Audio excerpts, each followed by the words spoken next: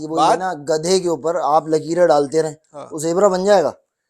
कभी भी नहीं बनेगा। अच्छा, ये तो गधा भी अलग था, अपनी लकीरें अपने आप मिटाता भी रहा। वो लकीरें डालते थे अपने हाथ ये से ना, टांगे नहीं, टांगे लत्ती चला चला के वो जो है ना लकीरें मिटा देता था। गधा अपनी जुबान से चाटता है ना अपने हाँ, जख्म को, तो ये अपनी लकीरें अपनी जुबान से चाट चाटता चाट रहा के और मतलब मुझे क्यों मिटा ज़ेबरा रहे थे। बना रहे हैं, मैं गधा ही ज़्यादा जो है ना वो फिट हूँ। उन्होंने कहा भाई क्या बना रहे। अच्छा, वो बनाने वालों को भी एहसास हो गया, और जब उनको बनाने वालों ने कहा, अच्छा ये वो गधा था, इसको गधे होने पे फख्र था, पूछा कि यार तुम्हारा तो यार ये वाले मामलात आ रहे हैं सामने, तो उन्होंने कहा तो यार लुकिंग अ प्ले बॉय, तो नहीं, खुद कह रहा है मैं प्ले बॉय, हाँ हाँ, खुद कह रहा है प्ले वो बॉय। कह रहा है कि भाई ये वो हाँ जो कह तो रहा है मुझसे जो कुछ हुआ वो गलत नहीं है, उसकी ऑडियो वीडियो लाना जो है ना उसका इस्लाम में मना है।